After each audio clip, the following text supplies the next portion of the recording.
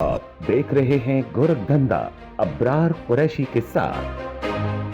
अस्सलामुअलैकुम, आप देख रहे हैं गोरखधंधा अब्रार कुरैशी आपसे मुखातिब हूँ। बड़ी अहम खबरें हैं आज की जिसके ऊपर आपसे बड़ी तफसीली बात करनी है। उसमें सबसे पहले अगर आप देखें तो इमरान खान की खातिर जान देने वाले लोग कौन हैं, फिर महंगाई का तूफ़ान, अवाम परेशान, अवाम का पैसा जो है उसके ऊपर किसका राज है, वकला तहरीक का आगाज़, रैली क्यों निकाली, एक नए सवाल ने जन्म लिया, जबकि IMF जो है वो अगले हफ्ते पाकिस्तान का दौरा करेगा और क्या पूछेगा।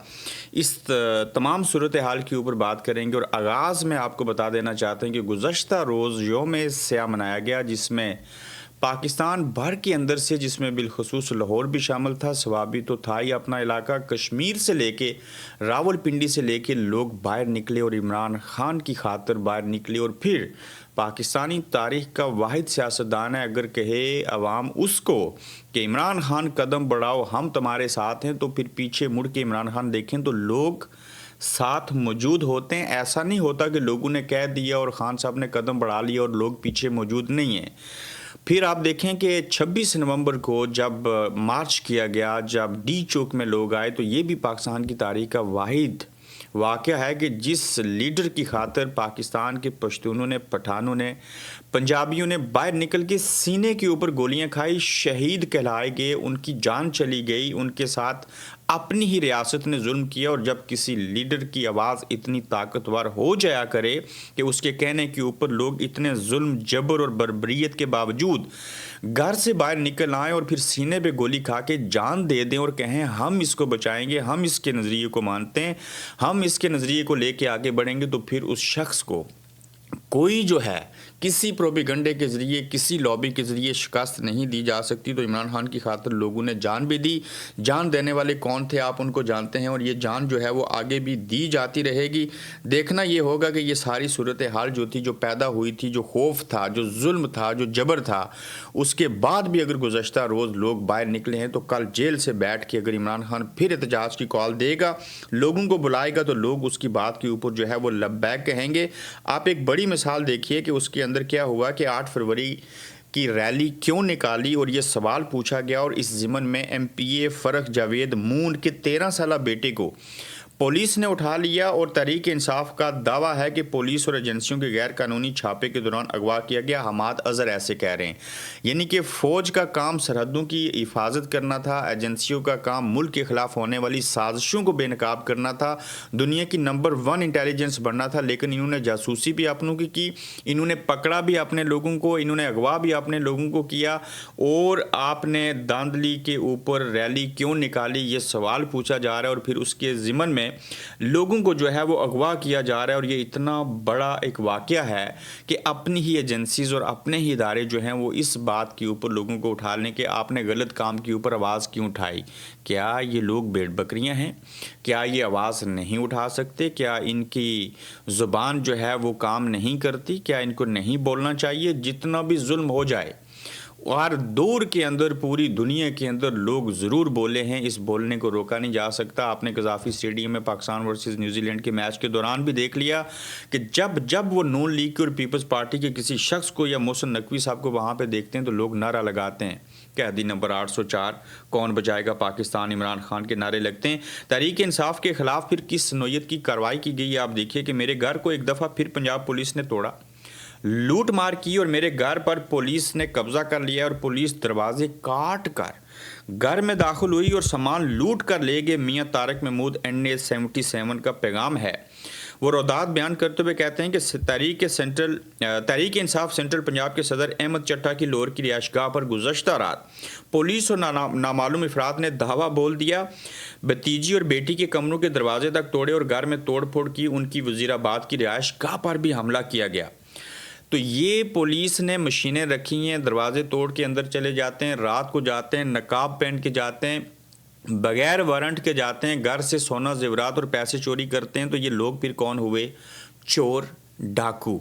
तो इसके लिए भी पाकिस्तान के अंदर कानून है। तो लिहाजा लोगों, जब ये लोग बगैर वारंट के रात के 9 बजे के बाद आएँ, जो अगर वारंट हों भी, जुर्म किया भी हो, उसके बावजूद रात 9 बजे के बाद कोई किसी के घर में नहीं आ सकता, पाकिस्तान का कानून है। और जब ये ऐसे करें, इनको इतना आगे से मारो, चाहे खुद मर जाओ, एक बार एग्जाम्पल सेट करो, इनकी टांगें तोड़ दो, ان کو الٹا لٹکا دو جیسے بنگلہ دیش کے لوگوں نے کیا تھا. یقین جانیے آپ یہ عمل کر کے دیکھیے, یہ اپنی نسلوں کو منع کر دیں گے کہ آئندہ کسی کے گھر رات کو جا کے دعویٰ نہیں بولنا, سیول کپڑوں میں نہیں جانا, نقاب پہن کے نہیں جانا, اور کسی کی ماں بہن بیٹی کو ننگا نہیں کرنا اور پھر بھابھی کے سامنے نہیں بھیجنا.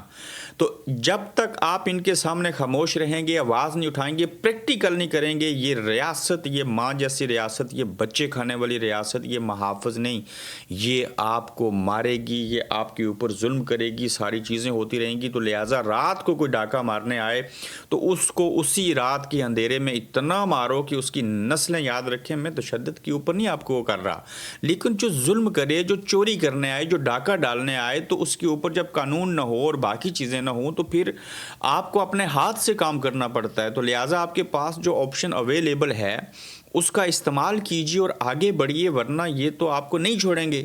تو یہ دیکھیے کہ آپ نے آواز کیوں اٹھائی, دھاندلی کے اوپر کیوں بولے, ایسا عمل آپ نے کیوں کیا. تو ایسی بات کرنے کے اوپر, اپنے حق میں آواز اٹھانے کے اوپر اگر لوگ آپ کے گھر کے دروازوں کو کاٹ کے اندر داخل ہو جائیں, چار دیواری کا تقدس پامال کریں, تو پھر آپ اس کے اوپر خاموش کیوں ہیں؟ اگر آپ اس کے اوپر خاموش رہیں گے تو یہ خاموشی آپ کی جان لے لے گی.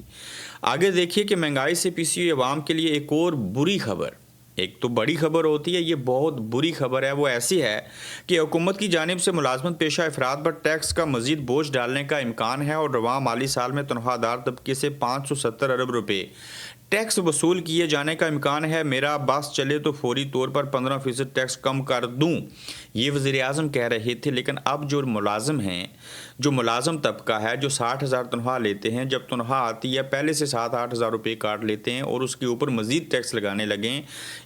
یہ ٹیکس جو ہے وہ سرمایہ داروں, جاگیرداروں, بڑے لوگوں کے اوپر کیوں نہیں لگاتے, یہ پیسے ان سے کیوں نہیں پورے کرتے. میں آگے بتاتا ہوں کہ یہ ٹیکس کیوں لگانے لگے. چونکہ IMF نے جب قرضہ دیا تھا تو اس نے کہا تھا کیسے واپس کرو گے, تو انہوں نے بیان کیا تھا کہ ہم قرضہ جو ہے وہ ٹیکس لگا کے کریں گے, تو IMF آگے کیا پوچھے گا.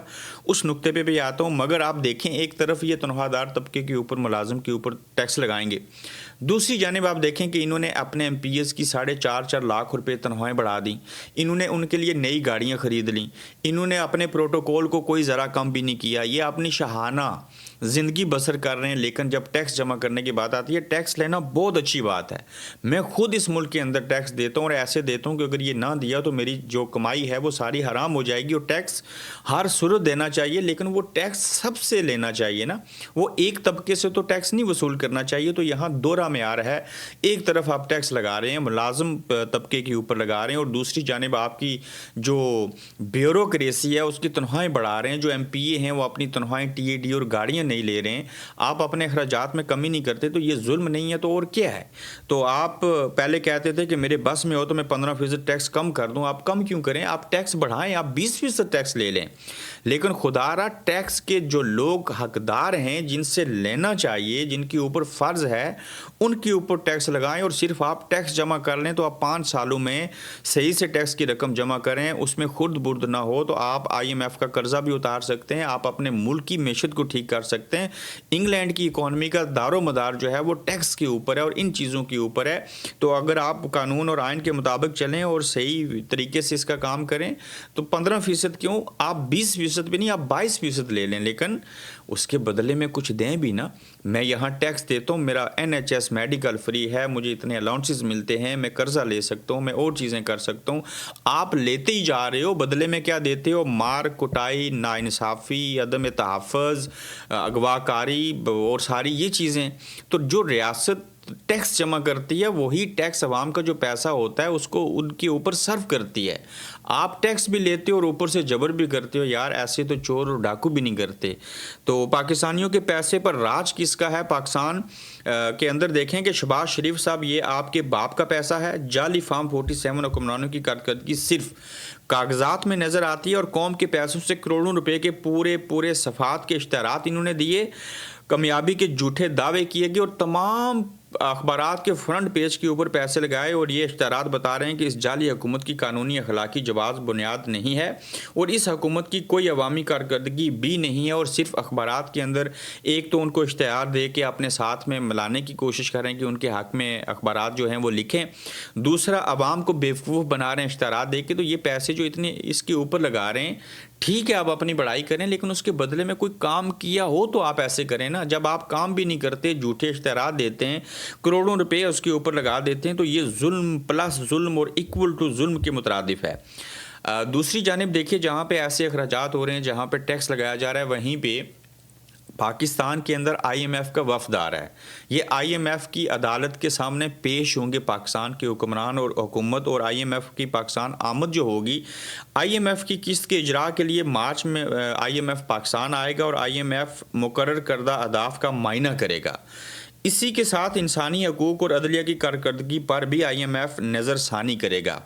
کون سے انسانی حقوق ہیں پاکستان کے اندر, کون سی عدلیہ جو ہے وہ انصاف کر رہی ہے, تو آپ یہی دو باتیں جب آئی ایم ایف آپ سے پوچھے گا کہ کیا انسانی حقوق میں بہتری کی, تو یہ کہیں گے کہ آپ کے ملک سے عمران ریاض جیسے لوگ جو ہیں وہ بھاگ رہے ہیں, 95% لوگ جو ہیں وہ عدم تحفظ کا شکار ہو گئے, جہاں انسانی حقوق کی خلاف ورزی ہیں وہ ملک چھوڑنا چاہتے ہیں. عمران خان کو آپ نے بے گناہ جیل کے اندر رکھا ہے, سیاسی استحکام ہے, سیاسی انتشار ہے, معاشی استحکام ہے نہیں ہے, عدالتیں انصاف نہیں کر رہی, 26ویں آئینی ترمیم آپ نے بنا دی, آپ نے دوسرے صوبوں سے اٹھا کے جونیئر ججوں کو جو ہے وہ سینئر کے اوپر سبقت دے دی, عدلیہ انصاف کر نہیں سکتی, ججز آزاد نہیں ہیں, سپریم کورٹ سے جو ہے وہ آپ نے تمام حقوق ججوں سے واپس لے لیے حق.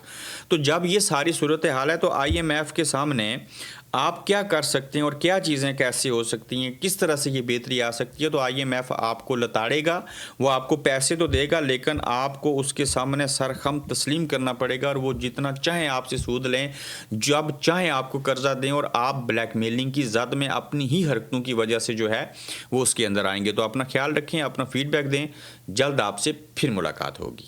آپ دیکھ رہے ہیں گورکھ دھندا ابرار قریشی کے ساتھ.